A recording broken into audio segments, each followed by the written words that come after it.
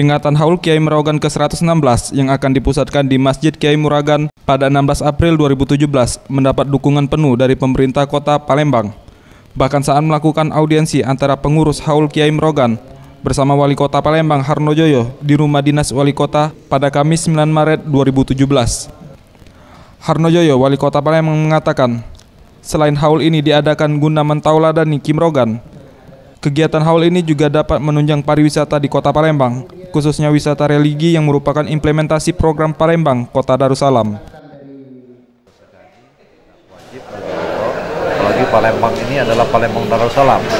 Untuk mewujudkan cita-cita sebagai Palembang Darussalam, saya kira kita harus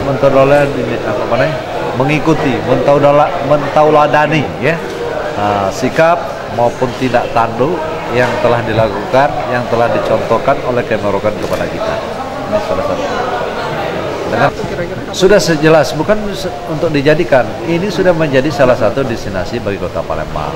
Tadi disampaikan oleh salah satu zuriat daripada Kiai Merogan, Ustadz Yayang, bahwa saat ini antara 500 sampai 1000 orang yang datang untuk berziarah ke makam Kiai Merogan.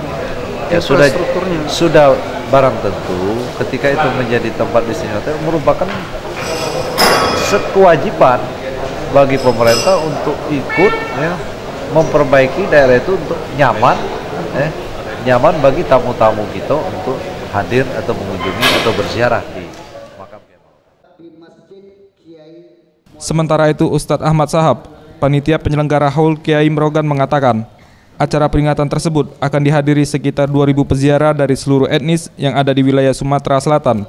Peziarah juga akan melakukan zikir dan tauziah dengan menyusuri sungai dari Masjid Lawang Kidul hingga Masjid Ki Merogan dengan menggunakan kapal Sigentar Alam dari Pemkot Palembang dan dibantu kapal tongkang.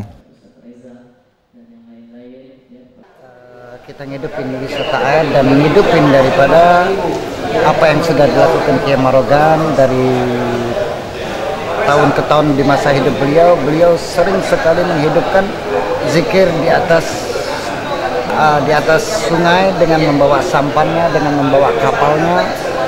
Jadi dia menghidupkan zikir di atas kapal sembari beliau ziarah dan pergi kemana-mana itu menghidupkan dengan membaca La ilaha illallah al-malikul haqqul mubin Muhammadur Rasulullah shadiqul wa'dil amin.